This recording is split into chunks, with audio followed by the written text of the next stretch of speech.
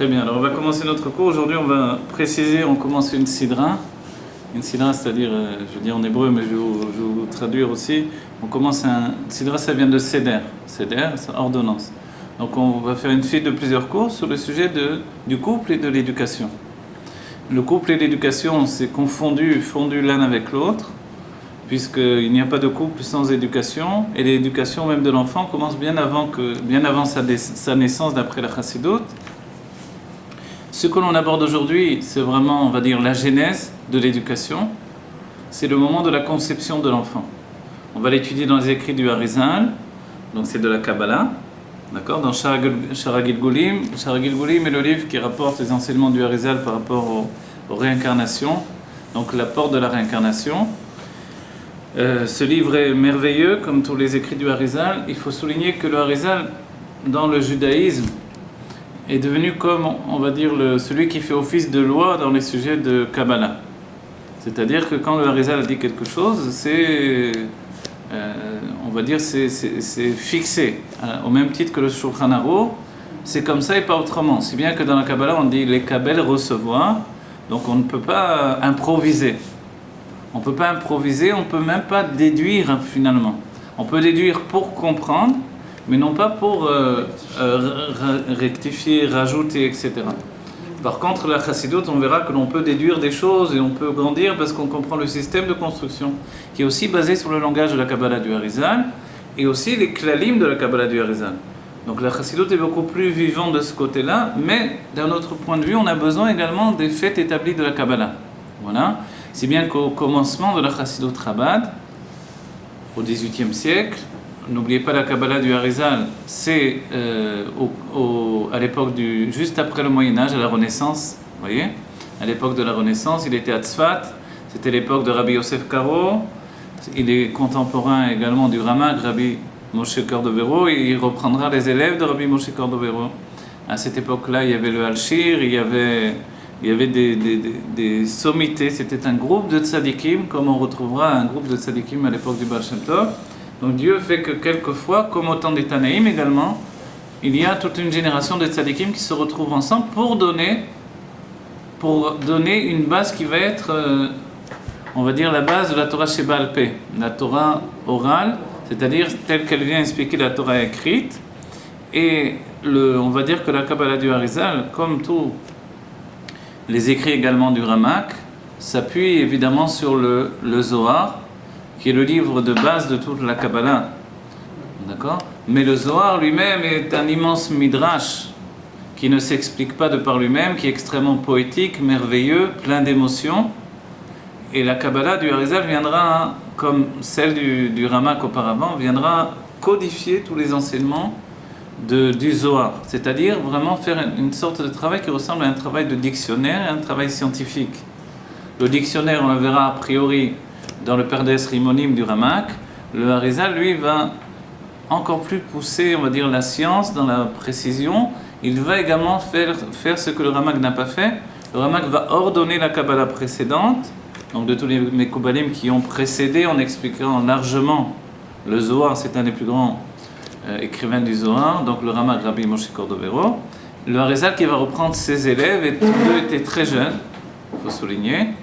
Ils n'ont pas dépassé l'âge de 38 ans l'un et l'autre. Et tous deux sont venus au monde pour apporter un grand changement dans le monde de la Kabbalah. Et le Harizal, lui, va rajouter le fait de synthétiser la Kabbalah.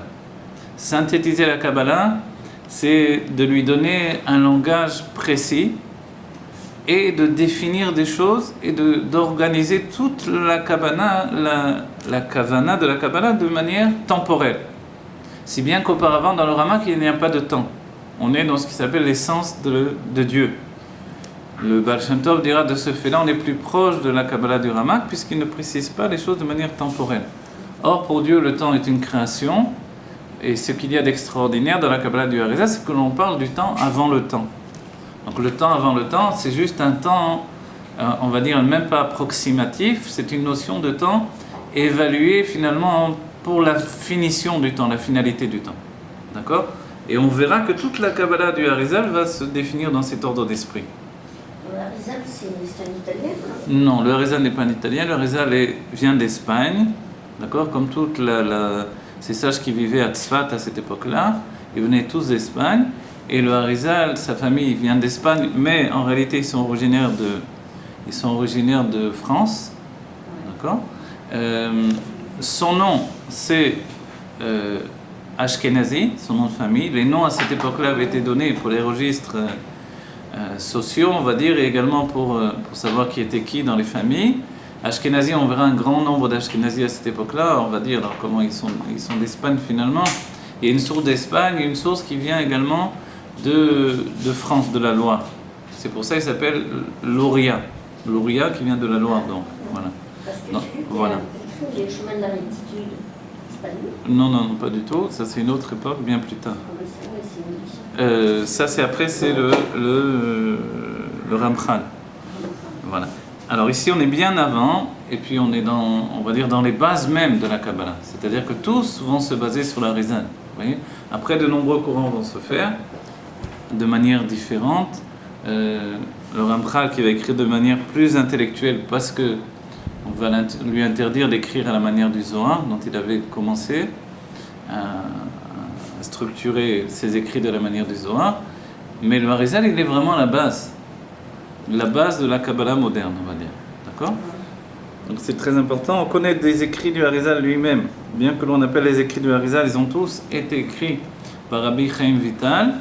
Il y a d'autres écrits qui datent d'une autre période, de Rabbi Israël Sroug, qui était un élève qui a précédé la venue de Rabbi Chaim Vital, qui va être l'élève type du Harizal, et d'autres élèves qui ont écrit également, et le Harizal a dit que celui qui a vraiment compris son enseignement, c'est Rabbi Chaim Vital. De ce fait-là, ceux que l'on appelle les Ktivei Harizal, les écrits du Harizal, sont les écrits de Rabbi Chaim Vital. D'accord ? Par rapport à ça, ce que l'on va étudier aujourd'hui, donc, ça fait partie des écrits de Rabbi Chaim Vital, tels qu'ils vont être ensuite organisés en livres par son fils. D'accord ? On voit que c'est tout un travail, c'est une somme, on va dire, colossale d'écrits, qui est vraiment au-delà de toute la possibilité d'assimilation d'un homme, puisque tout ce qui s'appelle les écrits du Harizal, des milliers et des milliers de pages, et on n'a pas tout, puisque Rabbi Chaim Vital s'est fait enterrer avec ses écrits, et qu'il a fallu lui arracher de la tombe par une Sheelat Chalom. Alors il a permis qu'on aille chercher ses écrits, il a ouvert les mains, il a laissé prendre des écrits, il a refermé les mains sur ceux qu'il a gardés. Donc ceux que l'on a, c'est ceux qu'il a donnés finalement.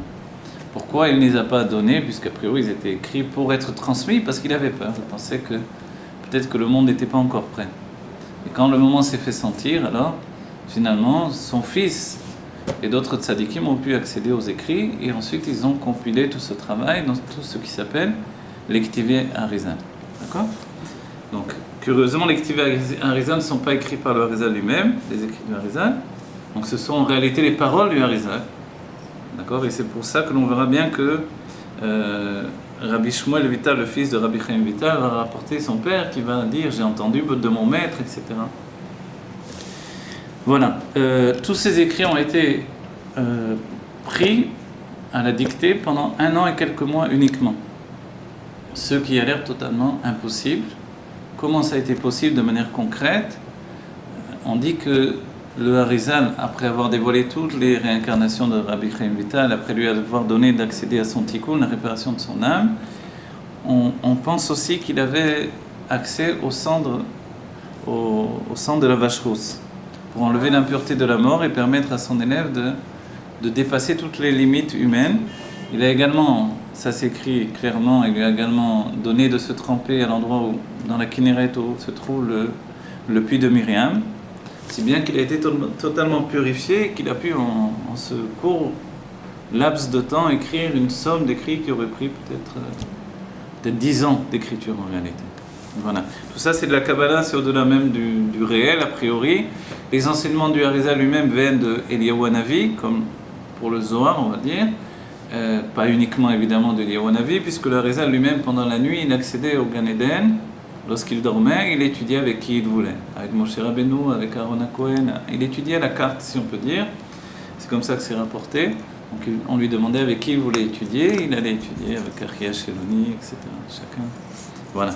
Donc on va commencer aujourd'hui un texte particulier, on peut dire qu'il est basé sur deux questions. Donc on a dit que le chidouche du Harizal, ça a été de fixer les choses par rapport, les choses de la Kabbalah, les enseignements de la Kabbalah par rapport à une notion temporelle et d'espace également, donc la notion d'espace-temps. On ne peut pas non plus ôter des textes du Harizal la difficulté également de cet espace-temps par rapport à nos dimensions limitées et triquées d'un certain point de vue. C'est bien que le Rashash, qui viendra des années plus tard, dira que on ne peut pas comprendre les choses seulement à une seule dimension. Et que la notion d'écriture qui est du haut vers le bas, qui nous laisse penser que le divin est organisé du haut vers le bas, puisqu'on monte vers Dieu, on monte vers les mondes divins, en fait, ce n'est pas la seule compréhension possible et qu'il faudrait vraiment une infinité de dimensions. Donc il dit tout au moins, on doit commencer à expliquer de gauche vers la droite. D'accord ? Et après, il y a d'autres notions qui se rajoutent. La notion de l'Aitlapshut, c'est-à-dire que tout est au-dedans de tout. La notion de Itkalelut, tout contient tout. Tout ça, ce sont les klalim générales que l'on retrouvera dans la Chassidut et qui seront utilisés de manière ordonnée par l'intellect, par la Chassidut Rabbah. Ici, on va les voir à titre de genèse. Évidemment, quand on aborde le Harizal, on prend des enseignements qui sont pour nous, on a dit, la base. C'est-à-dire qu'on ne vient pas objecter ce qui est écrit là. Si on objecte le Harizal, autant objecter Moshe Rabbeinu. Vous voyez ? Donc c'est d'un certain point de vue, il continue le travail de Rabbi Shimon Bar Yochai, qui est le Moshe Rabbeinu de la Pnimut Torah, mais il fait un travail pour nos générations, puisque cette Torah, il dira que c'est une mitzvah et une nécessité d'étudier cette Torah-là avant la venue du Mashiach, la génération qui précède la venue du Mashiach. Donc, pour pénétrer dans le monde du Mashiach, on a besoin de se pénétrer d'une Torah du monde de Hatzilut. D'accord ? C'est cette Torah-là. Voilà, première question, on va le formuler en deux questions ici. On a dit notre cours est lié au couple et à l'éducation. La première question que l'on pourrait poser c'est simplement, je la formule comme une question, ici c'est pas formulé comme une question. On va juste lire le commencement pour accéder au texte que l'on veut, d'accord ? La question première c'est, est-ce que en me mariant, enfin je ne vais pas le formuler au titre individuel, est-ce que lorsqu'une personne se marie, donc un homme se marie avec une femme, est-ce que si c'est son zivoug, ou si ce n'est pas son zivoug, donc est-ce que si c'est l'autre part de son âme, ou si ce n'est pas l'autre part de son âme, il pourra apporter les enfants qu'il devait apporter, oui ou non ? Alors il nous dit que oui, il n'y a pas de différence. Les âmes qui devaient descendre par son union, c'est-à-dire les âmes qui sont attachées à la source de son âme, vont pouvoir descendre de toutes les manières. D'accord ? Que ça soit son zivouk ou que ça ne soit pas son zivouk. Et il dit de deux façons, soit que cette âme, qui n'est pas son zivouk, dans le cas où ce n'est pas son zivouk, elle tire la vitalité des âmes qu'elle va descendre dans le monde, puisque le côté féminin a une force de faire ce qui s'appelle, dans le langage du Harizal, Alatman, dans le langage du Zohar, Itarota del Tata, je traduis. Dans le langage du Zohar, ça veut dire un éveil d'en bas. Le langage du Harizal, Alatman, c'est d'élever comme une bakasha, une demande à Dieu. Ça a l'air, on va dire, mais c'est masculin aussi bien que féminin. L'homme aussi, il prie, il demande. Mais dans le cas d'apporter des enfants au monde, c'est quelque chose qui n'est relié qu'à l'âme de la femme.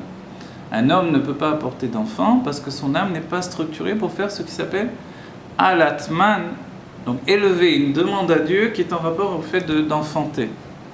Ce n'est pas masculin, ce n'est pas dans l'âme de l'homme, il va donner une influence différente, etc., comme on va le voir, mais il ne pourra pas faire ce travail-là. Dans la demande de.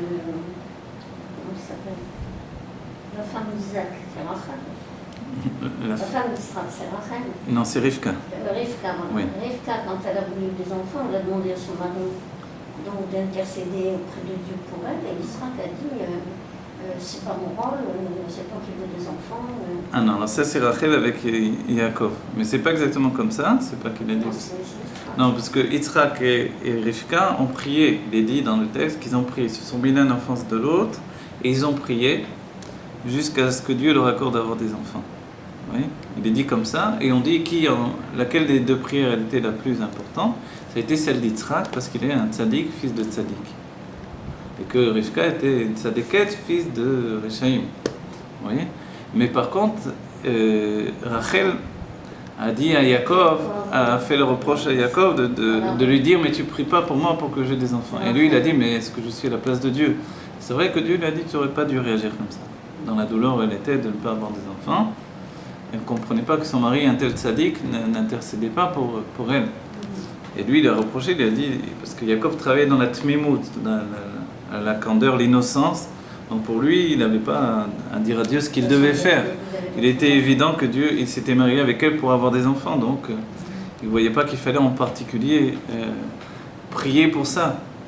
D'autant plus que si Dieu lui donnait des enfants d'une autre manière, alors lui, il ne se voyait pas intervenir dans la décision de Dieu. Et Rachel lui a reproché. Voilà. Il avait des enfants déjà avec Léa. Et Rachel lui a reproché. Et c'est vrai qu'il n'a pas réagi comme il fallait dans cette manière-là. Voilà. Donc ici, première question, on va dire, le Harizal nous dit il n'y aura pas de difficulté à amener les enfants que l'on doit amener au monde, que l'on est sans Ivoug ou que l'on n'est pas sans Ivoug. D'accord? Évidemment, il faut quand même se marier, puisque dans les textes, on verra Maseret Nida, là-bas il est dit, dans le Talmud, il est dit que Shlosha Shutafim Ba'adam, il y a 3 associés dans l'homme, le père, la mère et Kadosh Baruch Hu. Av, M, Akadosh Baruch Hu. Et là-bas, il est dit que, qu'est-ce que ça veut dire 3 associés dans l'homme? A priori, Dieu il fait ce qu'il veut. On n'est pas associé avec Dieu réellement. Le Rabbi nous explique cet enseignement, il nous dit l'homme et la femme sont associés avec Dieu parce qu'ils pourraient ne pas se marier. Le fait qu'ils aient décidé de se marier pour apporter des enfants, c'est le fait de devenir shutaf, associé avec Dieu. C'est par leur plein libre arbitre qu'ils se marient. Donc ils deviennent associés de Dieu pour faire venir des enfants au monde. Dans ce cas-là, on peut dire que c'est vraiment une association. Voilà. Ici, l'autre sujet que l'on aborde immédiatement. Donc ce sujet, il n'est pas tellement développé, le premier sujet.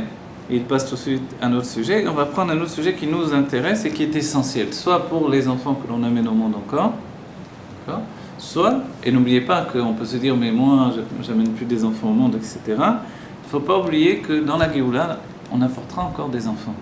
C'est-à-dire, on va tous retrouver la jeunesse, on va dire, originelle, pas simplement une jeunesse qu'on en avait entre 20 et 30 ans, mais vraiment une jeunesse originelle. Originelle, ça veut dire des premiers jours du monde. De la même manière que le monde retrouvera sa jeunesse originelle, puisqu'il y a un cycle de vie. Quand on arrive finalement à l'approche du 7e millénaire, le cycle s'interrompt pour commencer un nouveau cycle. Même si l'idée d'un monde qui se recommence et détruit a été annulée par le Harizal, justement. Le Harizal, je vous ai dit, il fait office de loi, donc il est venu annuler des pensées des Mekoubalim anciens. Et plus personne, on va dire, ne contredit le Harizal. Dans la Chassidut, il y a des enseignements, on va dire, il y a un enseignement que je vais vous dire que j'ai reçu du Rav Gizbo, il y a des comportements au quotidien qui contredisent les enseignements du Harizal, mais parce que finalement, le Harizal les a permis lui-même dans le Gan Eden par rapport au Baal Shem Tov, où il a été établi. Il y a de nombreux écrits sur ça, c'est assez particulier. Il y a des fois, le Baal Shem Tov a été en marloquette avec le Harizal, une marloquette de Torah, rien à voir avec une dispute que l'on connaît. Et finalement, dans le Gan Eden, il a été attesté que le Baal Shem Tov avait raison. Et il y a la grande question, pourquoi le Harizal nous a donné une Torah comme celle-là, comme par exemple le Etzraïm, où tout est expliqué, mais de manière encore liée à l'image corporelle qui avait été donnée par les premiers Mekoubalim. L'idée corporelle, c'est que pour comprendre Dieu, on va l'assimiler au corps de l'homme. Évidemment, comprendre Dieu à partir du corps de l'homme, c'est toujours délicat, puisqu'on peut en arriver à corporiser Dieu, que Dieu préserve, ou en hébreu on dira les Gachem. Gachem, c'est pas juste corporiser, c'est vraiment devenir grossier. C'est bien que dans ce cas-là, on peut devenir grossier tout en voulant s'élever dans la compréhension de la Kabbalah, donc qui est le fait de se rapprocher de Dieu. Donc évidemment, c'est une question qui a été posée par le Baal Shem Tov au Harizal dans le Gan Eden. Il y a eu des témoins, c'est assez particulier, puisque les tzadikim vivent aussi bien dans les mondes divins que dans ce monde-ci, comme c'est rapporté tellement de fois dans le Zohar, qui est un livre qui rapporte le lien constamment entre les deux mondes. Et Et c'est vrai que le Baal Shem Tov a demandé au Rizal pourquoi tu nous as donné une Torah comme ça. Donc c'est-à-dire le mashal et non pas le nimshal. L'exemple et non pas le sujet lui-même, qui aurait empêché plus d'un de tomber dans le piège, comme par exemple sur le sujet du Tzimtzum, des Mekoubalim comme le Gaon de Vilna, alors ont penché dans leurs écrits pour dire que Dieu s'était véritablement retiré du monde. Alors le Gaon de Vilna, c'était pas le premier venu, c'est un géant de la Torah. Alors comment il a écrit ça? Son idée c'était que c'était possible pour Dieu de faire ça. Ensuite son élève, Rabbi Chaim de Volojine, va le reprendre et va contredire son maître. Et il est rapporté qu'en fait, c'est après la lecture du Sefer Atania qu'il a compris que ce n'était pas possible de comprendre de cette manière-là. Et que Dieu, évidemment, ne s'est pas retiré. Le Sefer Atania dira que l'on ne va pas rapporter une manière corporelle à ce qui est du divin, qui n'est pas lié à un endroit particulier. L'idée est simple, c'est que si je veux mettre un objet à un endroit, alors dans la matière du monde, je suis obligé de retirer un autre objet pour poser le second objet. Dans le monde spirituel, je peux très bien poser deux objets au même endroit. Vous voyez ? C'est une image évidemment pour comprendre. Voilà. Donc le sujet finalement, c'est de comprendre ce qu'il y a derrière les choses. Ici, dans la base, quand même, quand on aborde le sujet des Gilgulim, il y a de grandes machloquettes au sujet des Gilgulim. Certains n'aiment pas du tout ce sujet-là parce qu'il fait état de choses qui nous rappellent curieusement les sciences des Goïm, ce qui se rapporte aux Indes et le Tibet, etc., qui, eux, vivent constamment avec les Gilgulim, les réincarnations. Dans le peuple juif, on est plutôt tsanoua dans ce sujet-là. Donc il faudra vraiment attendre ce livre-là pour le poser comme une khatima, une signature, vous voyez. Et quand c'est signé le Harizal, alors plus personne ne conteste. Mais auparavant, on rappelle par exemple que Rabbi Saadia Gaon, qui est un des géonymes de toute la Torah, qui a écrit aussi un pirouche sur le Sefer Yetzirah, Rabbi Saadia Gaon ne croyait pas au Gilgulim, alors que c'était un Mekoubal également. On dira une chose incroyable, il est rapporté dans un petit contraste du Rav Gizbo, Yesod Sheba Yesod, il est dit que finalement, le Baal Shem Tov dira « Je suis le Gilgul de Rabbi Saadia Gaon ».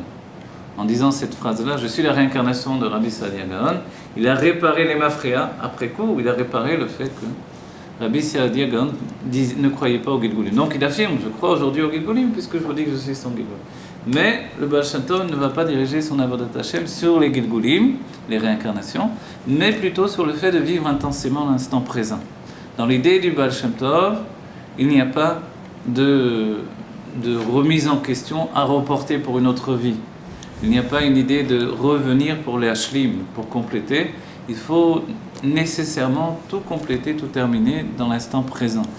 Et comme on ne peut pas a priori tout compléter dans l'instant présent, comment on le fera ? En vivant intensément l'instant présent, je m'attache à l'essence de l'instant qui s'attache à l'essence de Dieu, et comme ça je peux réaliser toute ma vie en un instant. Voilà. Ce sont les enseignements du Baal Shem Tov qui, sans contredire l'idée des Gilgulim, va se rapporter à sa méthode à lui qui est tout à fait différente. Vous voyez ? Tout est basé non plus sur le temps, mais sur l'âme. On a dit, le Harizal, sa spécificité, c'est d'avoir donné l'espace-temps. Vous voyez ? Donc un endroit où vont se tenir les mondes après le Tzimtzum, après, quand je dis après, c'est déjà une notion temporelle, alors qu'on est avant le temps. Et cet endroit, finalement, va déterminer une avancée des mondes dans une construction qui ressemble étrangement à une construction temporelle jusqu'à ce que devenir la source du temps. Et pour finir, il va nous rapporter le Sharakavanot, ou Priyetz Chaim, qui dans ce livre-là, il rapportera de manière temporelle notre philo de tous les jours avec toutes les intentions mystiques, etc. D'accord ? Je n'ai pas compris à quoi ça sert qu'on revienne dans notre jeunesse. Dans notre jeunesse, d'abord c'est bien. On sera éternel. Ah ben justement, on va être éternel, pas imaginez que l'on soit éternel en étant des vieilles personnes, éternel en étant malade, infirme. Alors on va dire, ton éternité, je ne la veux pas, Dieu. Mais quand on nous dit qu'on va être éternel en étant jeune, beau, en bonne santé, en ayant retrouvé le niveau, oui, on sera tous beaux, on aura retrouvé le niveau de Adam Arishon avant la faute, et même plus que ça, puisque le monde ne fait pas juste un travail de retour en arrière, il a avancé. C'est une chute pour une élévation encore plus grande. Donc on sera complètement en bonne santé, libre, jeune, beau. Vous voyez ?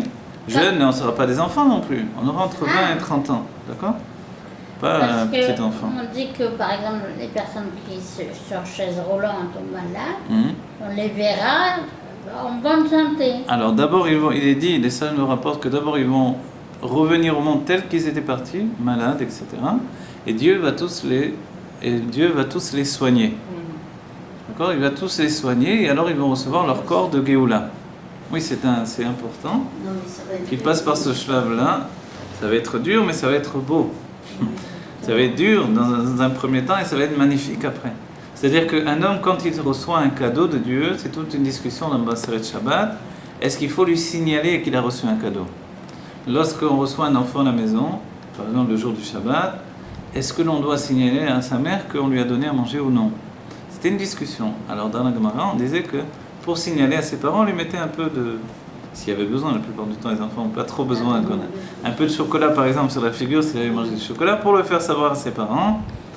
Et après, on a dit non, peut-être pas, parce qu'ils vont peut-être penser qu'il y a un qui chauffe. À l'époque, il y avait beaucoup de sorciers, tout ça, qu'on lui fait jeter un mauvais sort ou quoi que ce soit. Mais, quoi qu'il en soit, c'était une question. Est-ce que quand on donne un cadeau à quelqu'un, on lui fait remarquer ou non? Vous voyez? Alors, quelquefois, et souvent même, quand on oublie de faire remarquer à quelqu'un qu'il a reçu un cadeau, il n'est pas capable de l'apprécier totalement. Vous voyez? Donc en fait, quand le peuple juif va revenir à la vie, il ne va pas revenir de manière naturelle et comme si de rien passait, non, comme si de rien s'était passé. Il va revenir tel qu'il est parti pour après, effectivement, vivre le renouveau total de Triat HaMetim. D'accord?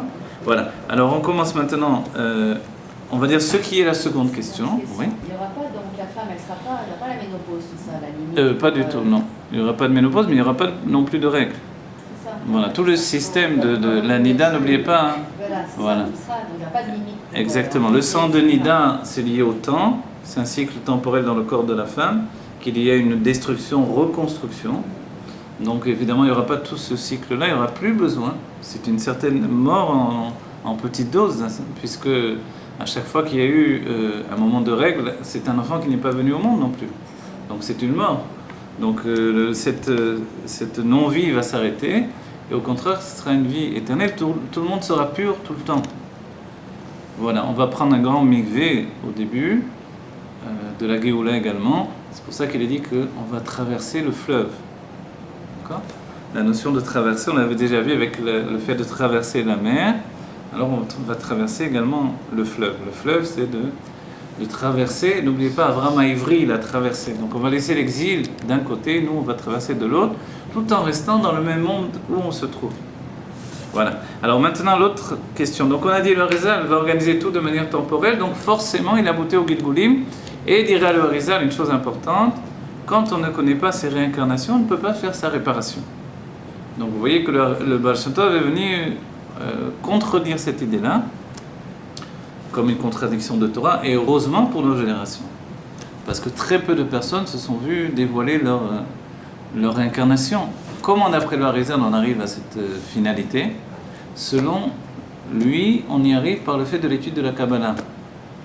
Finalement, quand on arrive au bout de l'étude de la Kabbalah, on accède également au secret de la réincarnation. Et alors, on sait également qui on a été exactement dans les vies passées, comme lui l'a fait avec son propre élève, et il le faisait avec chacun. Il dévoilait les Gilgulim. Le Baal Shem Tov l'a fait seulement à quelques personnes, en général, mais ce n'était pas la lignée de la Chassidut. D'accord?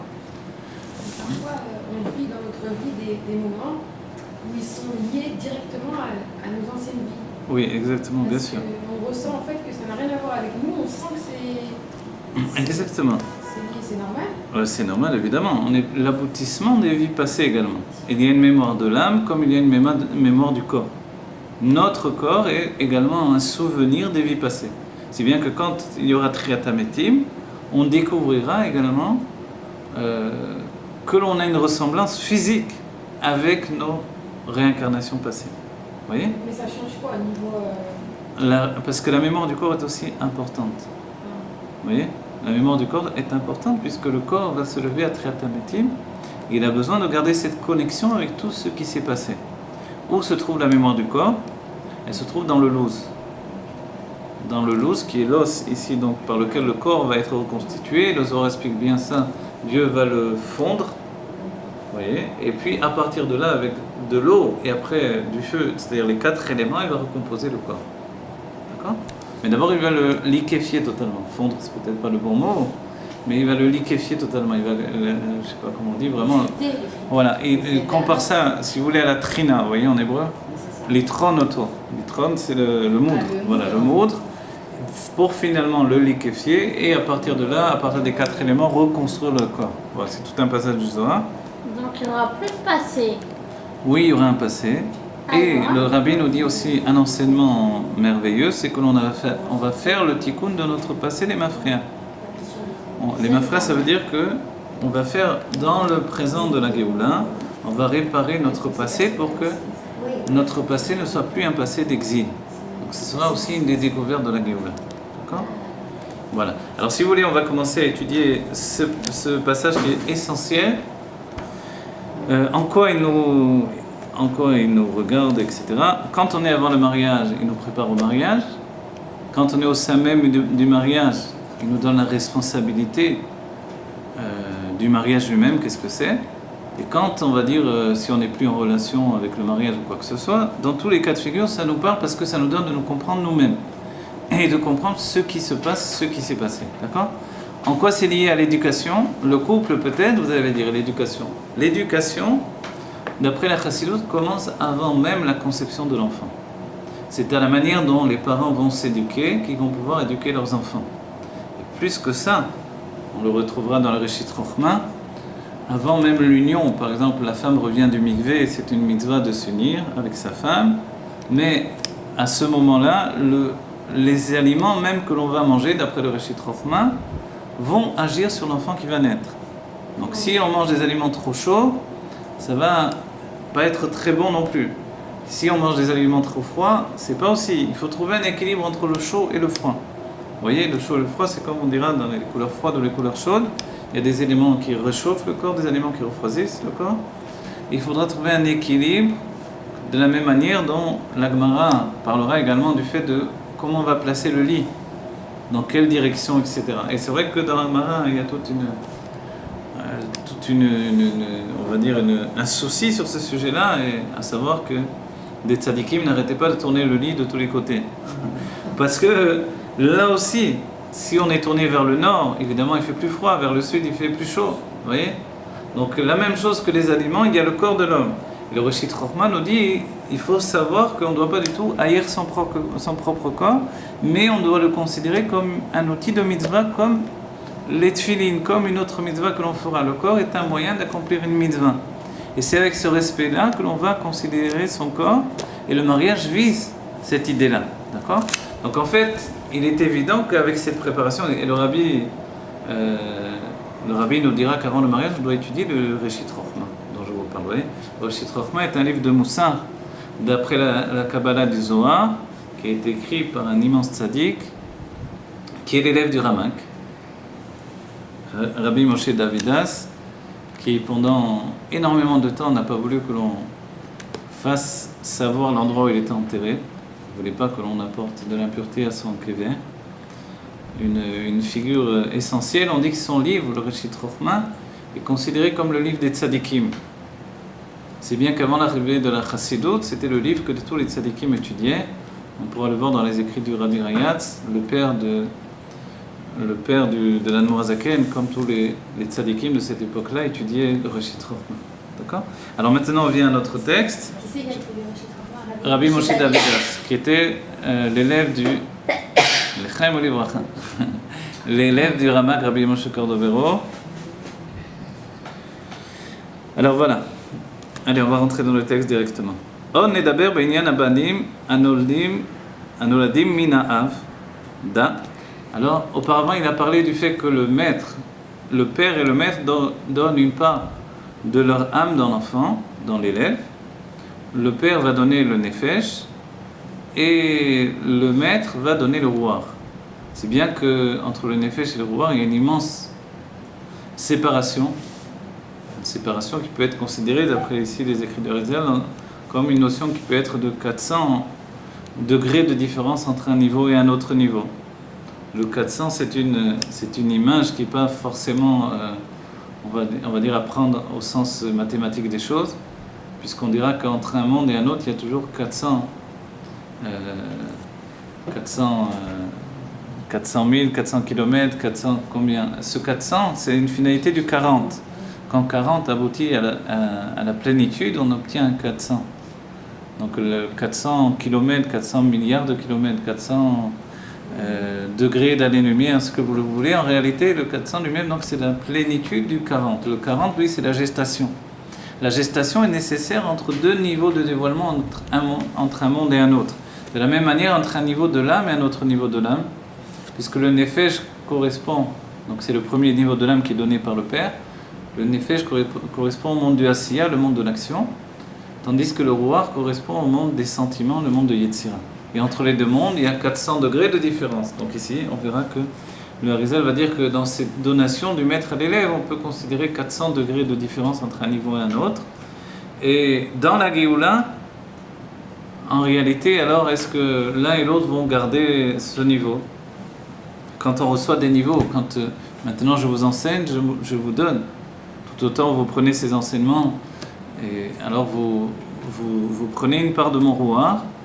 Dans la Géoula, ce rouar, vous me le rendrez. D'accord? Et tous les raves qui vous ont donné une part de leur rouar, vous êtes vraiment attachés à l'enseignement, ce rouar doit être rendu pour que chacun soit complet dans son âme. Oui? Donc la discussion... La discussion, est-ce que le père va reprendre également son effet? A priori, il n'aura pas besoin de reprendre son effet. Alors on va voir ici la suite ici. Od nedaber, donc c'est pour ça qu'il écrit Od. Également, on va parler. Be'inyan abanim anunadim mina'av. On va parler des enfants qui naissent du père. Da, sache, ki biyot ha'ish mizdaveg im ishto leolit banim.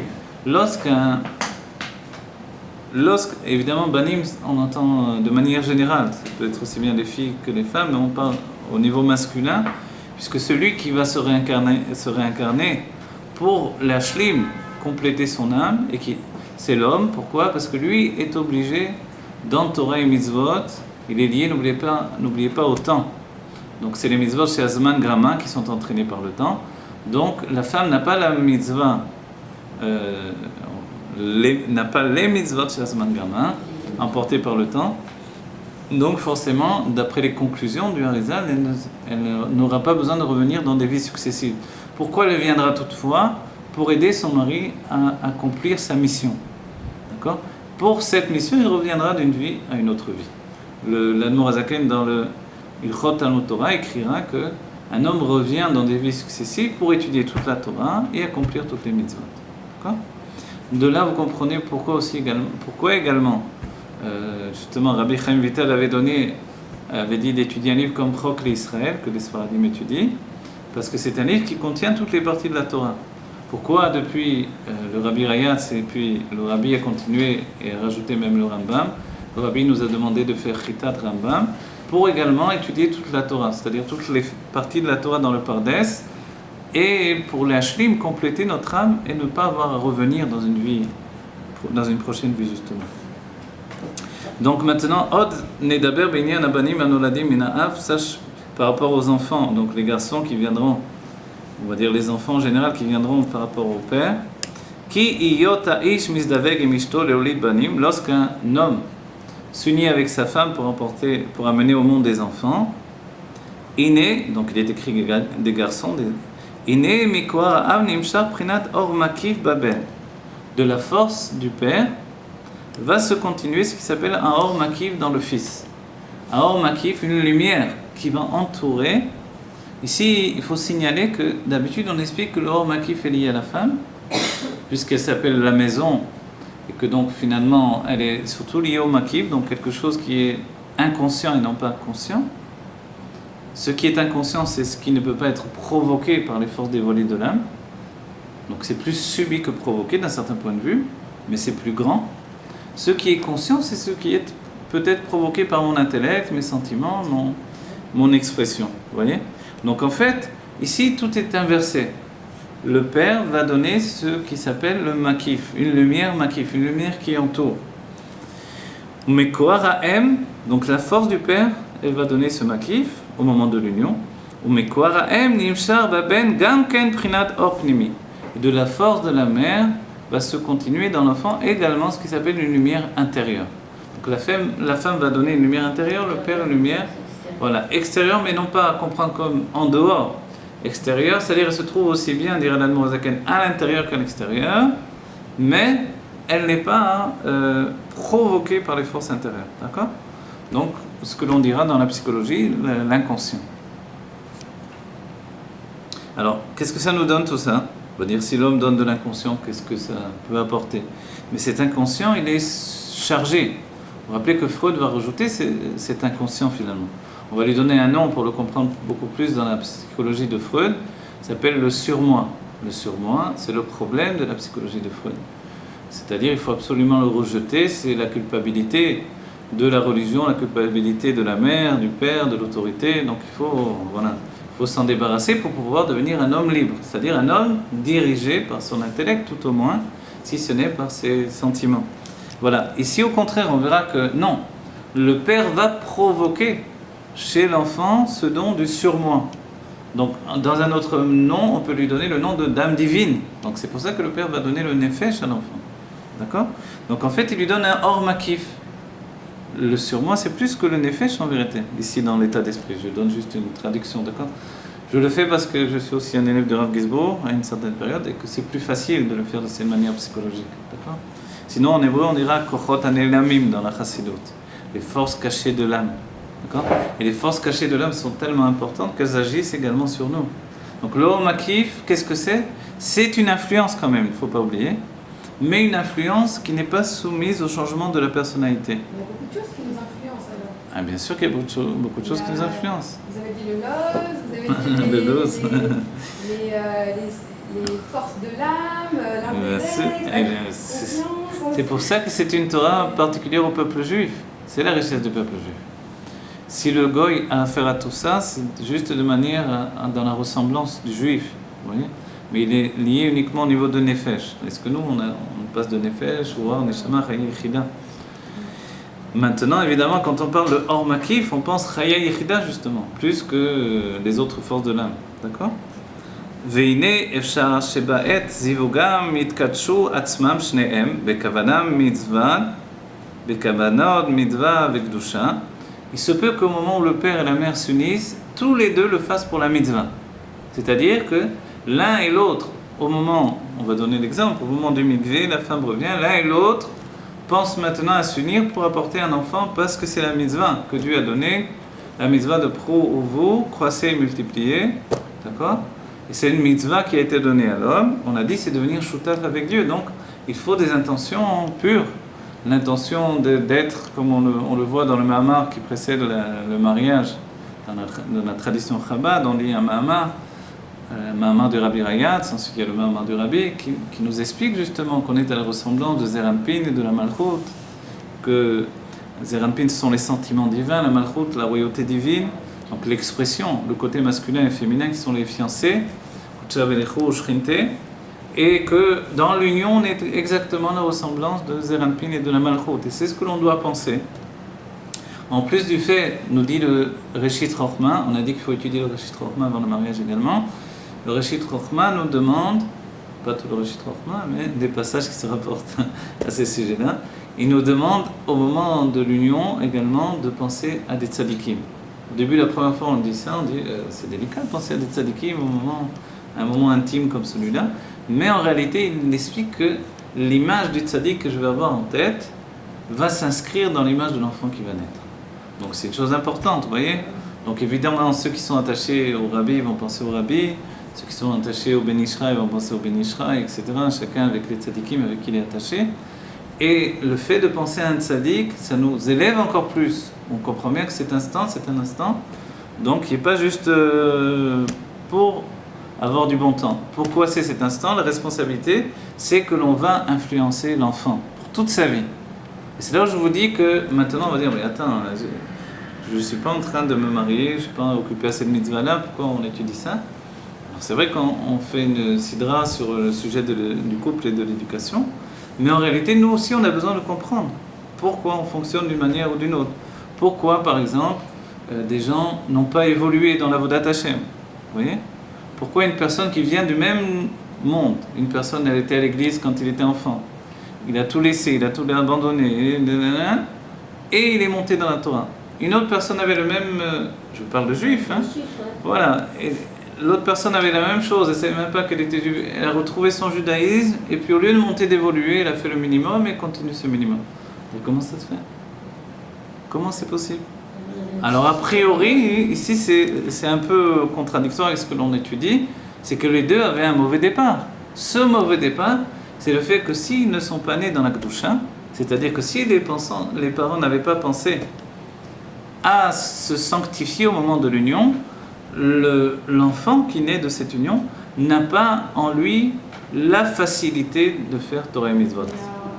Mais la majorité, mais c'est des parents traditionnels. Oui, je sais. Des parents, d'accord, alors je sais. D'abord, la chose, elle est d'apprendre une partie de la Torah qui est importante. Et de comprendre que le chinour, il ne commence pas au moment où l'enfant il commence à grandir, à comprendre, etc. Pas du tout. Le chinour, il commence là. Avant même le mariage, en réalité. De la manière dont on a éduqué une fille, c'est comme ça qu'elle va donner elle-même du chinour à ses enfants. Et c'est comme ça que, quand elle se marie, elle comprend bien qu'elle est en train de faire un avodat kodesh. On dit que le premier endroit où il y avait un Beit HaMikdash, Me'at, c'était la tente de Sarah. La tente de Sarah, on a dit il y avait la lumière dans la tente de Sarah, elle était comme un Kohen Gadol. Et la lumière était toujours présente, etc., pendant toute la semaine. Cette lumière, d'un certain point de vue, elle est comparable, puisque le Shin de Sarah, c'est comme le candélabre du Beit HaMikdash, la menorah. Alors, c'est comparable au Beit HaMikdash. Donc en fait, chacun d'entre nous, le Rabbi nous dit, on est tous comme un Kohen Gadol. Et dans la maison, bien que l'on doit vivre heureux, détendu, etc., évidemment, on ne doit pas se stresser plus qu'il ne faut. Mais il y a des moments importants et des moments de responsabilité. D'accord ? Ces moments de responsabilité, c'est les moments où l'homme et la femme s'unissent. D'accord ?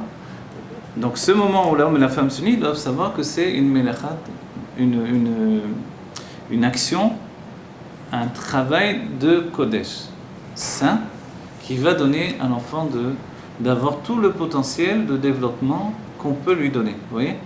On n'attend pas après coup, parce qu'après coup, c'est plus difficile à rattraper les choses. Quand c'est fait, il est venu au monde. Qu'est-ce qui s'est passé ? Alors on apprend que le père va lui donner un homakiv. Si le père s'était uni avec sa femme, avec ses intentions qu'on a dit, qu'il pense à un tzaddik, qu'il s'unit pour la mitzvah de donner un enfant au monde, et qu'il se sanctifie, etc. Il a conscience que son corps, c'est un outil de mitzvah.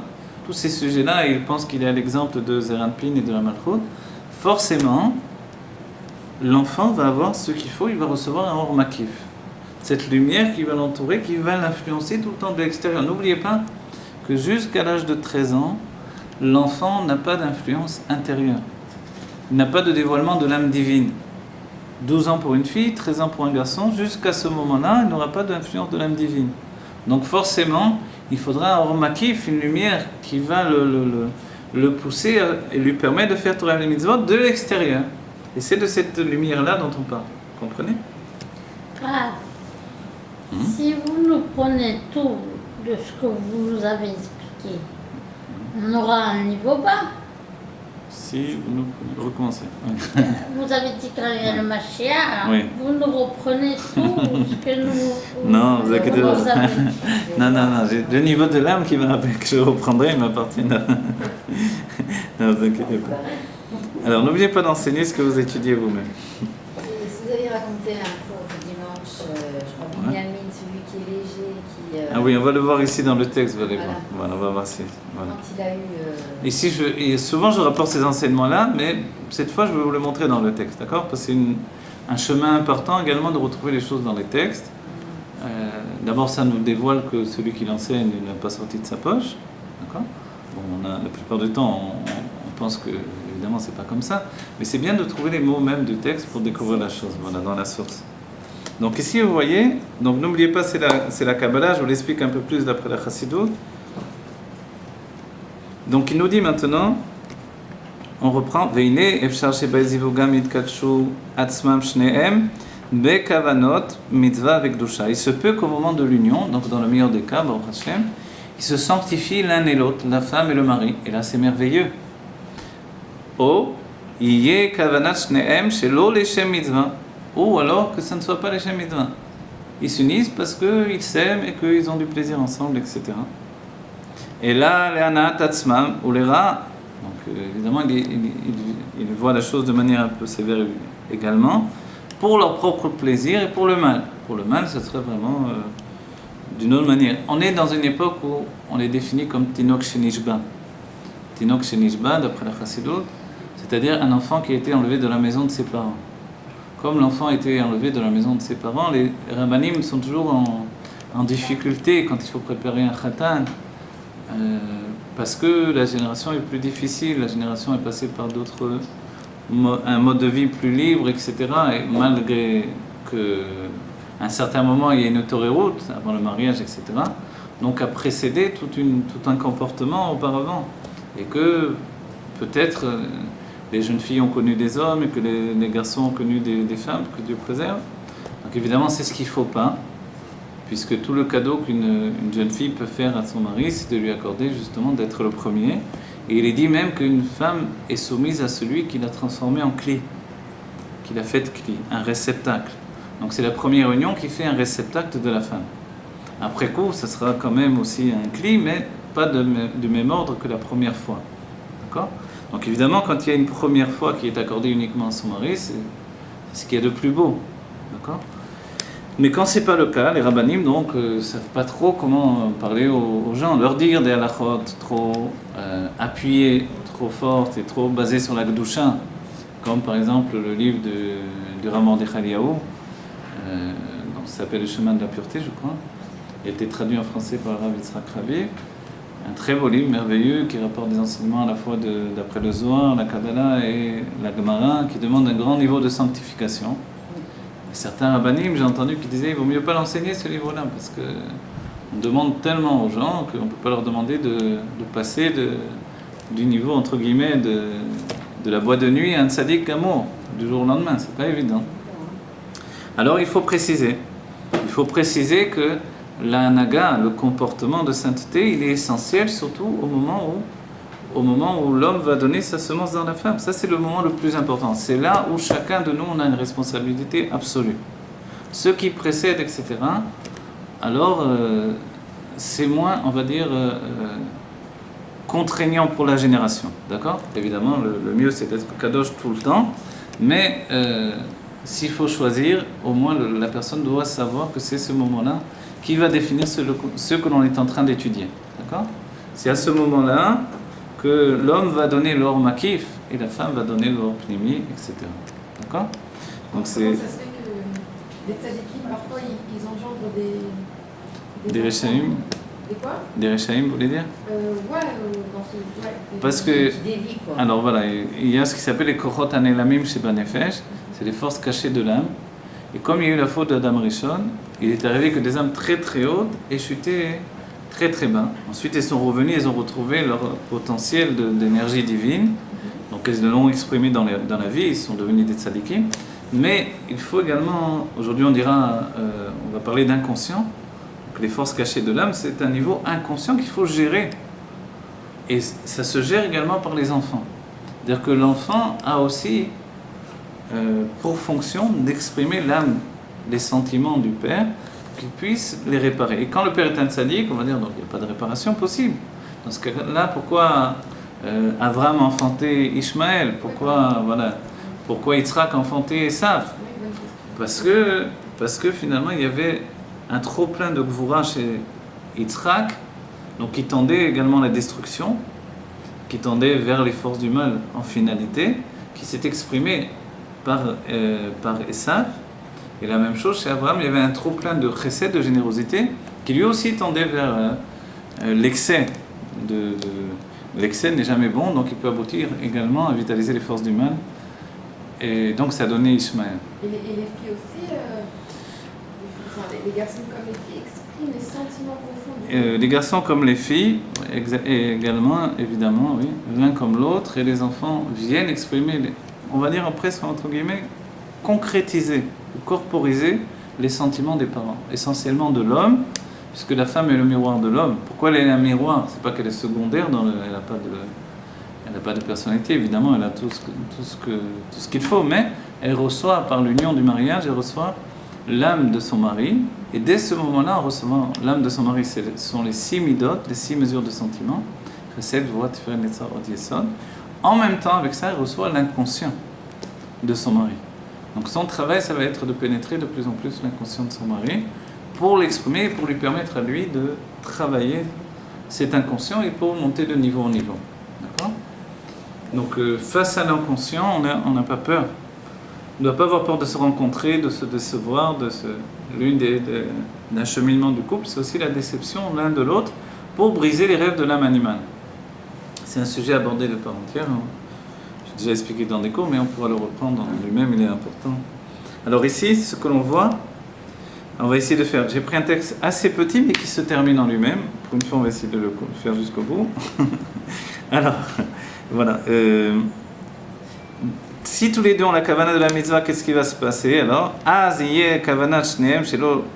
Ou voilà, donc l'enfant va venir au monde avec un or makif, un or pnimi. Ou iye kavana shneem shelo leshem mitzvah. Et si on a dit voilà. Et là, le'anat atzma molera, que Dieu préserve, donc ils ne s'unissent que pour le plaisir. D'accord? Dans ce cas-là, les rats, vous savez, quand on dit les rats, ça pourrait être le pire de tout, c'est qu'ils n'ont même pas d'amour entre eux. Parce qu'il est dit, j'ai vu quelquefois rapporté dans la Chassidut, que même des non-juifs qui ont un véritable amour entre eux pourront avoir le sroud d'apporter une âme élevée quand même. Vous voyez ? Donc une âme élevée, ça peut vouloir dire également une âme d'un guerre. Un juif. Voilà, ou même un juif, une âme juive qui est venue se cacher dans cet enfant parce qu'il y aura un amour entre eux. Vous voyez ? Donc l'amour, c'est quelque chose de merveilleux. Quand on dit les ra'at, ça voudrait dire que Dieu préserve des hommes et des femmes qui ne s'unissent que pour le plaisir, évidemment. Et ça peut aller très loin dans les mauvaises choses.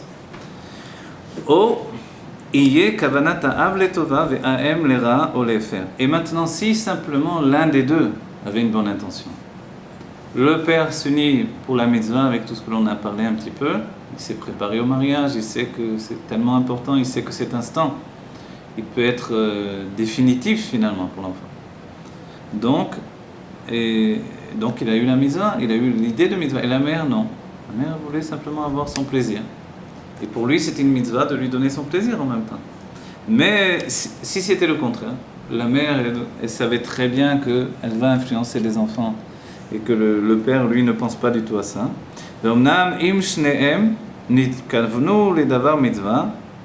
Toutefois, si tous les deux ont eu l'intention de s'unir pour la mitzvah, dans le cas où tous les deux se sont unis pour la mitzvah, ils avaient l'intention d'apporter un enfant saint dans le monde, alors tous les deux vont participer à la naissance d'un enfant qui va être un tzaddik. On va dire que ça veut dire qu'il va être un tzaddik. Est-ce qu'il n'avait pas une âme de tzaddik de par lui-même? Ici, dans cet état d'esprit, on rejoint le tzaddik tel qu'il est vu dans le Tanya, c'est-à-dire que c'est par ses vêtements d'expression qu'un homme va être tzaddik ou rachin. On a pour exemple Rabbi Akiva, ou Rabbi Meir, on va citer Rabbi Akiva parce qu'il est défini comment il a travaillé. Donc Rabbi Akiva qui était un des plus grands tzaddikim de toute notre Torah, un des plus grands maîtres. On dit Kol Torah Shebal Peh Aliba de Rabbi Akiva, toute la Torah orale est selon Rabbi Akiva, qui va venir toujours trancher dans les marloquettes. Alors Rabbi Akiva, une âme aussi géante, elle avait toutefois une difficulté par rapport à son corps et ses vêtements d'expression, parce qu'il n'est pas né de tzaddik. Alors est-ce qu'il avait une âme de tzaddik ou non? Alors une âme de tzaddik, ça ne veut pas forcément dire ce que l'on entend. D'après le Tanya, on comprend qu'une âme de tzaddik, c'est l'expression qui fait le tzaddik. C'est-à-dire que je peux très bien me comporter très mal, même si j'ai une âme extrêmement élevée. Donc aujourd'hui, il ne faut pas nous tromper. Quand on voit des juifs pas religieux ou des juifs religieux, ce n'est pas les religieux qui ont les plus grandes âmes, et les non-religieux qui ont les plus petites âmes. Ça, c'est le monde blanc et noir qui n'existe que dans je sais pas où, même dans les romans, ça n'existe plus. On comprend bien que le monde n'est pas comme ça. Et quelquefois, quand on fait souvent, on est déçu. Plus d'une fois, j'ai rencontré des personnes qui ont laissé tomber la religion parce que, oui, les religieux, je croyais que c'était tous des tzadikim, finalement, c'est des menteurs, des voleurs, des cédés. Donc le monde n'est pas comme ça, il n'est pas blanc et noir, il y a du Yetzirah de partout, et quand on est dans la religion, on a encore plus de Yetzirah, puisque tellement de choses nous sont devenues interdites alors qu'avant elles étaient permises. On n'avait pas de Yetzirah quand c'était permis. Voilà. Donc en fait, on comprend bien que des âmes élevées peuvent ne pas devenir tzaddik pendant longtemps, comme Rabbi Akiva, qui avait une des plus grandes âmes de tous les temps, mais qui n'était pas un tzaddik parce que il n'était pas né de manière à recevoir des levushim, des vêtements d'expression qui lui permettaient d'être un tzaddik. Donc il a dû faire ce travail de par lui-même. Donc dans nos générations, on a dit on est comme des enfants enlevés de la maison de ses parents. Et Rabbi dit il suffit qu'il y ait une télévision à la maison pour qu'on soit considéré comme ça. C'est-à-dire qu'on a vécu bercé par le monde des goïms. Donc forcément, dans cet état d'esprit, on ne peut pas attendre de nous non plus qu'on soit les Kohen Gadol dans le Beth Amikdash. Alors, comment on va être? Alors on comprend bien qu'on doit travailler de par nos propres forces. D'accord? On n'a pas reçu de nos parents ce que l'on aurait dû recevoir, mais on va obtenir ce qu'il nous faut recevoir aujourd'hui de par notre propre travail. Mais quoi qu'il arrive, Oui? non, je voulais juste dire que quoi qu'il arrive, c'est toujours par nos efforts. Non, vous allez voir que c'est pas aussi... Quand on dit un tzaddik, justement, celui qui est tzaddik, c'est parce que ses parents sont tellement sanctifiés que pour lui, d'être tzaddik, c'est comme de boire un verre d'eau, quoi. Oui? Il est né avec Voilà. cet héritage, je veux dire, Voilà. naturel. C'est pas une difficulté pour lui de faire des brachot, de prier, d'étudier. C'est comme ça, c'est comme... En fait, il a ouais. moins de mérite que Voilà. l'autre. Hein? Il a moins de mérite. Il est déjà après le travail. Il va travailler toujours, il va s'élever. Il a Travailler. moins de mérite. Sadikim travaille beaucoup. On aura vu le rabbi et ses frères quand ils étaient enfants, ils étudiaient 18 heures par jour, depuis qu'ils étaient enfants. Sans compter les repas, sans compter dormir, sans compter les langues étrangères que le rabbi devait étudier en plus. Vous voyez? Et le chol qu'il devait étudier pour ce qu'il allait apprendre après. Donc ça fait pas beaucoup de temps pour le reste. Vous voyez? Donc pourquoi il a besoin, s'il est un tzaddik, pourquoi il a besoin d'étudier tant de temps, lui et ses frères? Parce que justement, ils doivent fournir un travail ininterrompu. Mais ils ont une facilité à ça. Le rabbi, sa mère rapportait qu'il oubliait de manger. Il devait toujours le rappeler pour qu'il vienne manger parce qu'il oubliait totalement de manger. Il était dans l'étude, il ne voyait plus rien, il partait totalement. C'est la raison pour laquelle le Baal Tshuva a plus de mérite. Voilà, le Baal Tshuva, il a ce mérite-là d'être sorti de l'obscurité, d'avoir de son plein travail, de sa pleine décision, de ses efforts personnels. Il s'est installé dans une place au soleil, on va dire. Mais il venait totalement de l'ombre. Alors ici, donc, mais pensez bien que nous, ce que l'on peut transmettre à nos enfants, à un moment avant la choupa, vous voyez, de leur dire, eux, comment ils doivent se comporter, ou ce que nous-mêmes, on a comme responsabilité par rapport à nos enfants, etc., de comprendre que ce n'est pas une fatalité. Et que malgré que l'on est dans un monde moderne, il y a des choses qui ne se sont jamais interrompues. Le fait de donner à des enfants de vivre dans la Kedusha. Alors, ve'im shneim nitkavnu lera yeh ben ha'u rasha gamor be'or makif ou be'or pnimi. On a compris. C'est-à-dire que s'il était, les parents, les deux se sont unis pour le contraire de la mitzvah, l'enfant sera un rachat dans la lumière makif, la lumière pnimi. C'est-à-dire qu'il va tout le temps être influencé par le monde des goïm, par le mal, par les choses, par les ci, par les là, que ce soit les vêtements, les chanteurs, les acteurs, les trucs, tout ce que vous voulez. Et dans la pnimi ou dans son être intérieur également, il aura tout le temps une lutte. Donc quand on va lui demander de faire Torah Mitzvot, ce sera extrêmement difficile. Et c'est là où il doit dévoiler l'état de Baal Tshuva, de vraiment repartir à zéro de ses propres forces. Parce qu'il n'a pas reçu les vêtements qui lui auraient permis de grandir de manière naturelle. Ve'im ha'av nitkaven letova, ve'im olera. Et si le père avait l'intention dans le bien et la mère dans le mal, aziye or amakif c'est la ben sadik. Alors qu'est-ce qui va se passer? Ça va se partager en deux. Le or makif, la lumière qui va entourer l'enfant, sera tzadik. Ve'or pnimi racha, et l'intérieur